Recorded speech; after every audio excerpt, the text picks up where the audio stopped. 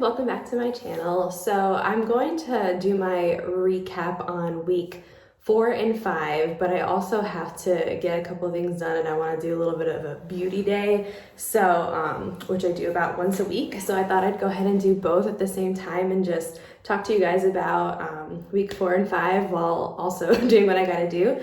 So if you're interested, please keep watching. So I just got done with week 5 and let me think. These weeks are so crazy that I kind of forget what happens each week if I don't do a video right then and there, so I apologize. But let me see if I can remember. For week 4, it was actually pretty chill. I saw a knee injection of cortisone being given, which was really cool. I'm hoping to do the next one because I really need to get in some practice with that. But I always like to watch my preceptor do it first, so I know actually what I'm doing instead of, kind of going in there and him directing me how to do it, because I know that the patient is going to be like, oh God, this student is gonna do something wrong or whatever. So I always like to make sure that I see them do it first. But yeah, that was really, really cool. And I don't think there was really any other patient that was very significant in terms of something being, really unique or anything like that. Of course, a lot of people have, diabetes, hypertension, COPD, like the basic stuff. So it was kind of uneventful. But this week, here, let me see if I can do this real quick. Wash my face. I'm gonna put on a mask, like a detox mask, because after every week I need it. And I probably plan to whiten my teeth also. I used to do that every week and I ran out of the Crest white strips, so I haven't been doing it, but I got some more, so I'm gonna go ahead and do it. But anyway, that doesn't matter.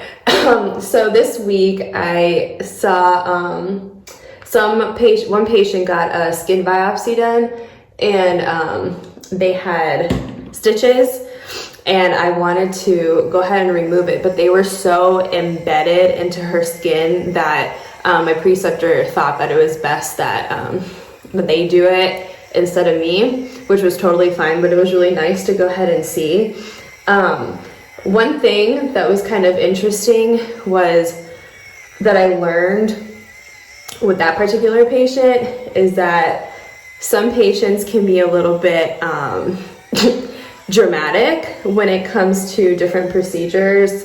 Literally, we just touched the patient and they kind of freaked out a little bit. I understand that it could be painful and that it's probably not the most pleasant thing to have your stitches removed, but just try to reassure your patient that, it's okay to feel a little bit of, discomfort, and, to try to calm your patient down, because although I was like, oh my gosh, this is a little bit dramatic, it's the patient's reality, and we have to understand that, and it might be a little bit more traumatizing. I mean, you know what, like, nobody likes being at the doctor's, we all know that, so even though it's kind of annoying, I just want to make sure that we, treat our patients the best that we can, and realize that, some are going to be a little dramatic, some might want some attention. I mean, so it's okay. It's not a big deal, but just to know that.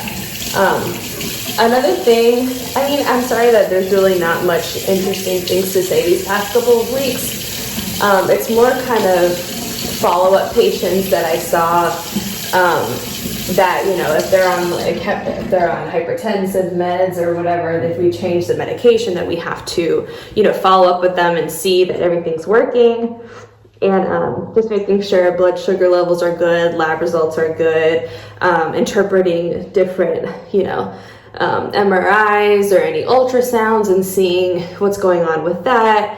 Though that was pretty cool. One thing I did learn was how to work in ABI. That was really cool because I had never done that before, and I'm hoping to learn how to do an EKG soon in the outpatient setting, so that'll be really cool. I haven't had a patient that needed one yet, so I'm hoping that at some point I'll be able to practice that. But this video, I don't think it's going to be that long because there's really not much to say. I said that I was going to do a video each week after clinical, but to be honest, sometimes it's just I'm so exhausted, and I drive back and forth every week to clinical, and it's not close. So driving a lot is just exhausting for me, and I have, schoolwork on top of clinical. It's not just, clinical. So it's just kind of a little bit too much. So I'll try to make a video as frequently as possible, but I'm sorry, I just can't sometimes. But one thing that I really did learn that I wanted to talk about was when you're getting the history from your patient, that not to, especially as a student, because when we're gathering information, we need to decipher what's relevant to what they're there for and what is just kind of extra information that they're just wanting to say. Because, you have patients that are very talkative, then you have ones that you have to pull out information from. And one thing I learned was that don't overlook what the patient is telling you, and don't put less importance on certain things that they're saying, especially as a student, because when we're presenting to our preceptors and we're omitting things, which I had omit a piece of information that could definitely be important into their care or to, figuring out what the root of the issue was. I just learned that, what we may think might not be significant is significant. So when you're gathering information as a student for their history or review of systems or whatever information they're telling you, it's going to take time for us to figure out what's pertinent and what is just extra fluff, if you want to call it, that they're telling you just because they're talkative and they want to tell you every detail about their day. Or some people are really just telling you exactly what happened that could really be pertinent to their care or to their diagnosis or whatever like that. So that's one thing that I really, really learned. Don't omit anything. Whatever, it's better now to present more information, even if your preceptor is like, oh, okay, that's not, important or whatever it is, but just don't omit it and let your preceptor decide for you. And then you can learn from that, knowing for future patients, oh, okay, that's really not that important, or this piece of information is important, stuff like that. So that's one thing that I really, really learned that was extremely important. And the good thing is, you guys, as students, we are expected to make mistakes. Obviously, we don't know what we're doing quite yet. Each week you get a little better and you learn a little bit more. That's not to say that every day is going to be a great day or every day is going to be a bad day. I've definitely had moments where I've wanted to cry. I've had moments where I felt so great, like I knew exactly what I was doing. Each week is different. I go twice a week right now for this clinical, and one day could be the worst day and I just want to cry, and then the next day I feel like I know what I'm doing. So just don't, it's going to be a little bit of a roller coaster, and I think it is for anything that you're new at and starting out. So don't feel bad if that's the case. Also, one thing that I wanted to discuss, sorry if I look a little crazy, I guess I could be a ghost for Halloween. But anyway, one thing that is a little difficult also that I'm starting to realize, and I'm trying to find out ways how to make it a little less difficult. So from my understanding, when you're in medical school, you have all of your, class work or any textbook work or anything that you do before you have your residency or clinical or rotations or, whatever you want to call it. And I don't know about this for all nurse practitioner schools, but at least for mine, right now we're having our classwork along with clinical. So, let's say for example, the first week I'm learning about headaches, but then I have a patient that's diabetic and I don't know all of the, all of what goes into it yet, because we're not going to learn that until, week 6 or whatever, just as an example. So when I go into clinical, I can't say, well, sorry, I don't know enough about it to treat the patient. You can't do that. You need to learn essentially on the job. And then when you get to week 6, you probably know more or can solidify the information then. So this work is a little tricky because you might need to do some outside research, even if you haven't got to that place in your schoolwork quite yet. So now that I've, for example, passed headaches, when I do see a patient with a headache, you're spot on. So don't feel bad if you feel kind of stupid the first couple of weeks, because you're learning along with going into clinical. So, you know what I'm saying? Like, it's when you go to clinical and you learn something about diabetes or diabetic patients, then when you go to that topic during your week, it might solidify. Like, it'll help both ways, but just know that it's going to be a little bit challenging during clinical when you're learning along with going to clinical, because I think sometimes they expect you to know things even if you haven't gotten to it yet in your curriculum. So that's why I think it's important, like for medication, have epicrates with you, or epicrats. Just like put that on your phone for medications, or Up to Date is a great source. So if you have a condition that you haven't learned about yet, go ahead and search that on there. You're going to be doing a lot of on the job or on the clinical looking up information and doing research and stuff like that. So you can't just say, sorry, I didn't get to that in class yet, I can't work with that patient. You're gonna have to learn on the job. Your preceptors are there to help you and to guide you with information. They're not gonna have all the answers, but they can definitely guide you to how to look things up. Like I remember for, I think it was the first couple of weeks, I had one patient with the musculoskeletal situation, and my preceptor asked me if I did the straight leg test on them, and I was like, what is that? I mean, like, I've never heard of that before.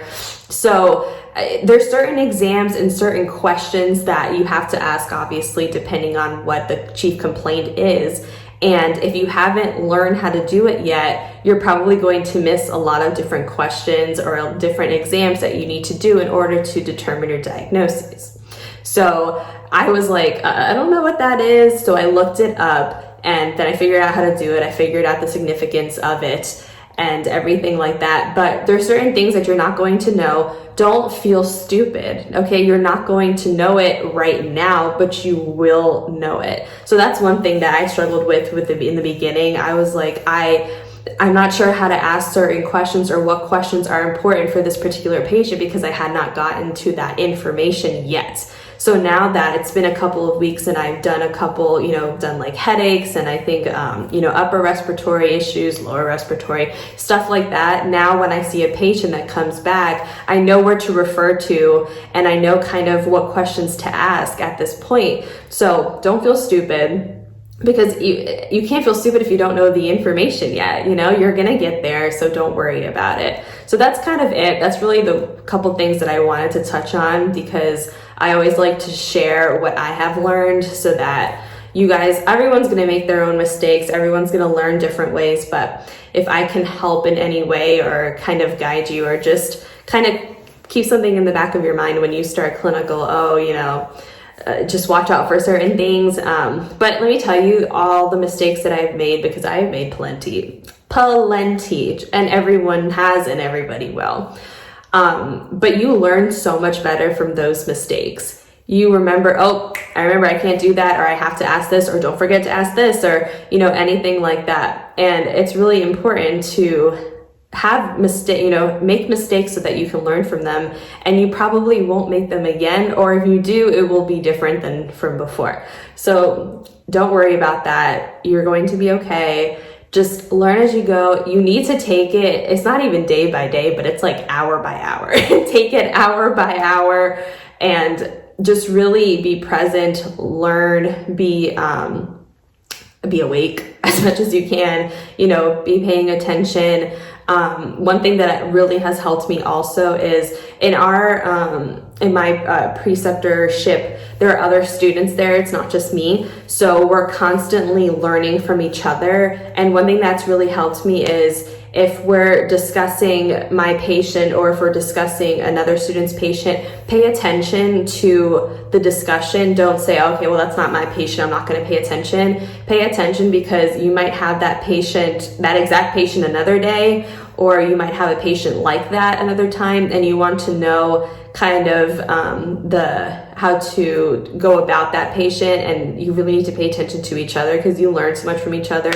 You learn what types of medications to prescribe, what things to look out for, comorbidities, et cetera, et cetera. So just really pay attention, be present. Don't omit anything at this stage. Everything that the patient tells you, present it to the preceptor, and they'll decipher what's important, what's not.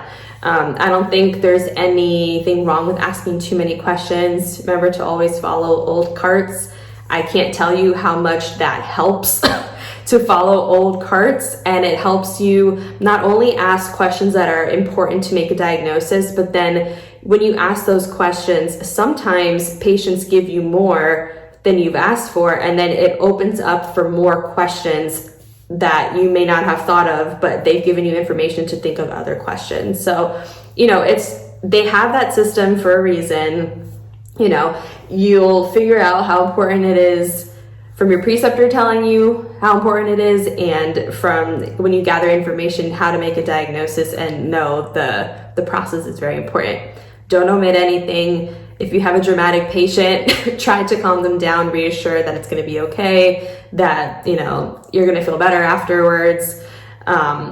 It's dealing with people. You just have to learn. There's different types of people out there. You have to adapt as best as you can to make sure that they have a great experience, to make sure that they're comfortable in your care. You'll learn things over time. It's also, a matter of learning the skills and the information, but also learning to work with individuals too. You guys will be fine. Just work hard, take it day by day, hour by hour, second by second, however you want to do it.